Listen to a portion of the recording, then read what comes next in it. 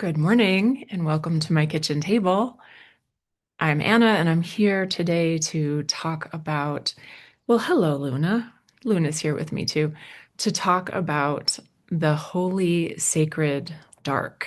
And here I'm recording this on Easter Sunday. And why is it that Easter is the most celebrated Christian holiday? Well, this goes back. If we were to take the Wayback Machine to oldie ancient times, we would see worship of the serpent goddess. This is deep in our DNA, this idea of death and rebirth and renewal. And even today, like we're just obsessed not in recent time, but in my entire lifetime, kind of obsessed with the idea of the caterpillar transforming into the butterfly, and now we know that imaginal cells are what are at work in that transformation, and they're even called imaginal, talking about our imaginations. Our imaginations are captured by the story of death and rebirth. And it is a foundational part, as I talked about last week. It is so foundational to the dark night of the soul experience, right? There is no resurrection without the necessary death. It's absolutely necessary and it is absolutely sacred. And I wish more people would talk about how sacred the dark night of the soul actually is, what a sacred, sacred rite of passage it is. And it is completely human. I wonder if there's a human being alive who hasn't experienced the dark night of the soul, right? At the personal level, it can come as a really scary diagnosis, the ending of a relationship that was really important to you, the death of an identity as you outgrow old aspects of your being. And, my ego really wanted to talk today about just really go into depth about what it means to die to yourself. But that's not what Spirit said to talk about today. So I'll circle back around to that when it's time, I guess. But just in a nutshell, at the personal level, at the personal dark night of the soul, you do have to die to yourself. And what that means is, as I talked about last week a little bit, I touched on the death of the ego. But it's really much more nuanced than that. And it's much more tangible, right? Because what we're talking about are the death of what it is that the ego wants for us, right? Our egoic longings, and probably everyone in my community is way more evolved than, simply succumbing to what society wants us to do, right? Go to college, get the job, get the partner, get the family, all of that stuff. Not that there's anything wrong with that, because there isn't. But the egoic longings can be so much deeper than that, right? They can be those dreams that are deep inside that we hold close. And we have to sometimes, in the dark night process, we have to die to those dreams. We have to die to what we thought we wanted for ourselves. So other ways that this looks is the desires of the flesh, right? Whatever they are.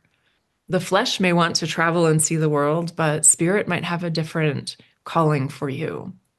The flesh may want touch and connection and closeness, but that might not be what's on your docket right now, right? It could be desires to learn and grow and change in a specific way that you think is going to fix or heal you or somehow bring you into greater wholeness.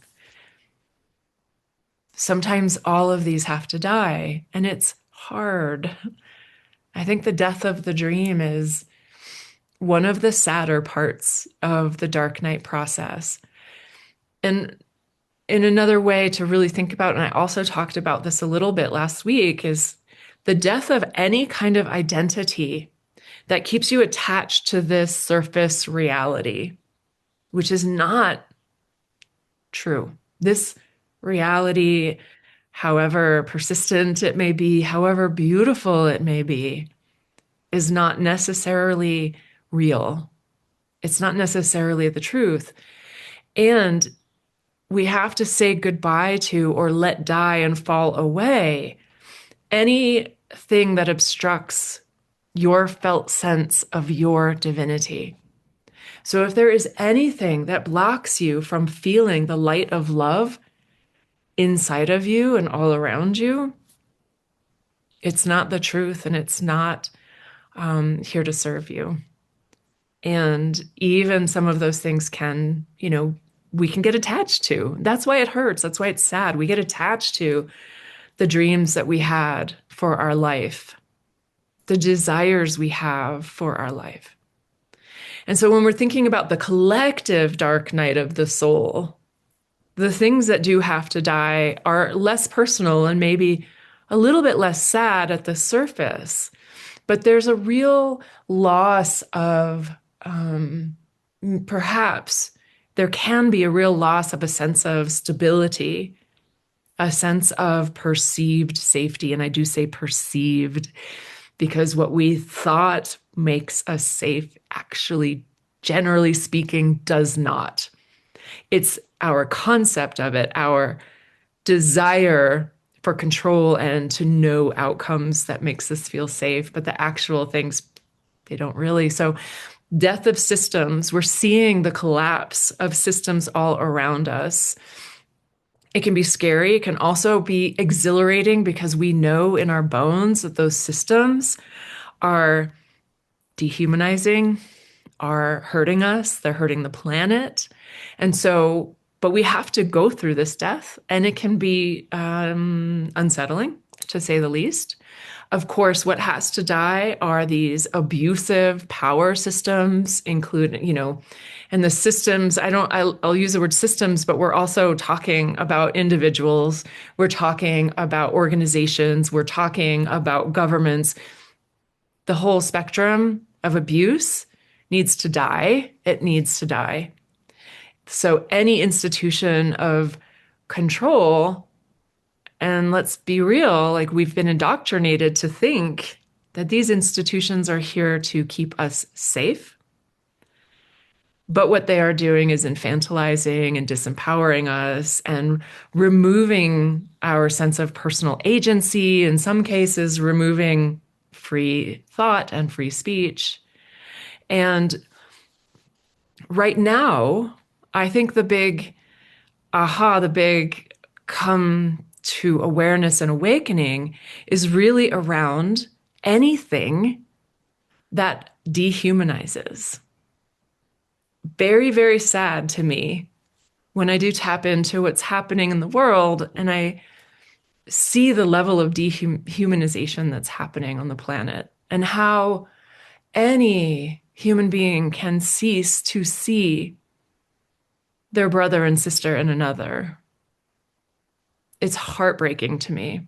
I don't understand how in my lifetime we got to this level of dehumanization because I don't remember it being like this in just even a few decades ago.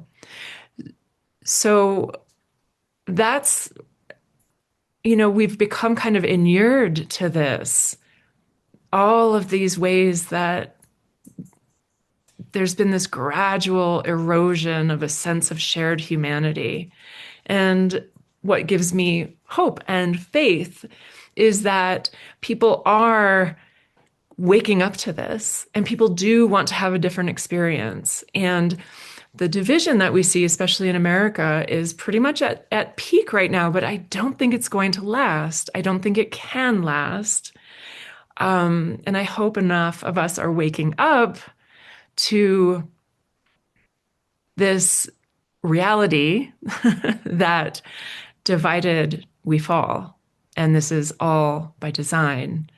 And that if we don't want to fall, we're going to come together. And in order to come together, we're going to have to see each other as human beings, brothers and sisters in this together. And I know that's where we're going, even if it doesn't feel like that's where we are right now. And so this is painful. These deaths, the saying goodbye, the coming face to face with the ways that we have given our power away, because we have in spades. We didn't know, it's not our fault. It was a slippery slope. It was the frog in the pot of boiling water. And yeah, it's frightening. These systems that were put in place to support us, to help us, to keep us safe. Well, if they don't, how do we stay safe? That's where we come back to the divinity within us. The safety is not out there. It's not in another person, in a relationship, in a job, in a paycheck, in a government, in a leader. It's not in a spiritual guru. It is inside of you. The light of love. Some might call the light of God. It is inside of you. And that is what makes the dark night of the soul so sacred, is that when you bring this level of consciousness to an experience, whether it is your personal or the collective,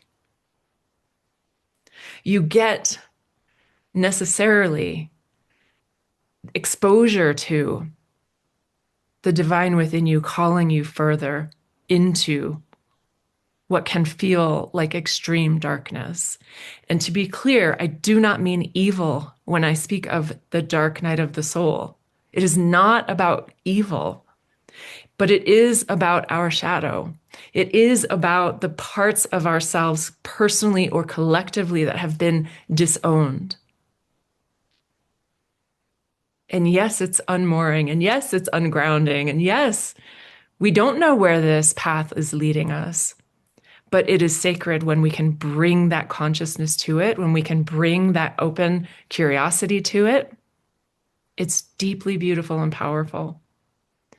Our mythology and our religious traditions are absolutely steeped. They're soaking wet in this story of the descent and rebirth for a reason. And it is because it is absolutely foundational to the human experience. And the dark night of the soul is also foundational to the human experience. And so the way through is to cultivate a relationship with darkness, with your own shadow parts, with your inner child within, with your dark goddess within. And it does not matter what gender you are. We all have an inner dark goddess who is here to help us burn away the lies, the attachments,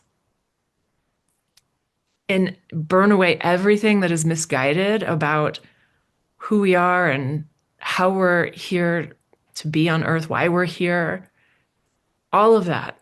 The dark goddess is here to support that.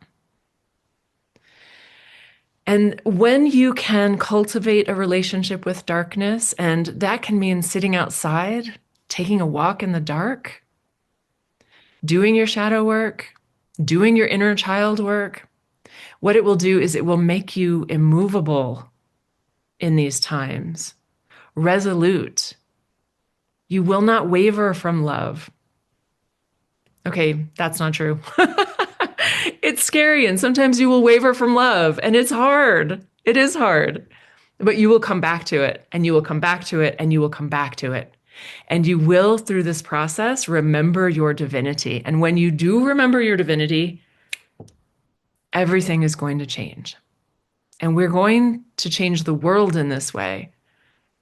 But we have a process that we have to go through. So, your invitation on this Easter Sunday is to be with whatever is arising with you, inside of you. Be with it, allow it, look at it, stay in your heart,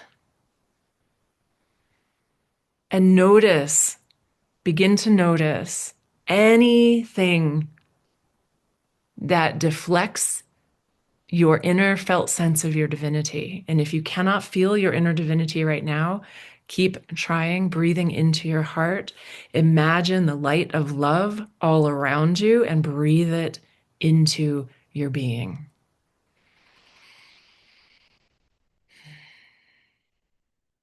Rinse and repeat, do it again and again and again. Cultivate a practice of being in this space, of being open to and looking for divinity inside of yourself and all around you. So this was a long one. Thank you for being here and riding the waves with me. And I am wishing you much love. We are on a journey to resurrection. I cannot tell you how long it will take. I cannot tell you how many deaths, metaphorical and otherwise, that are on this path.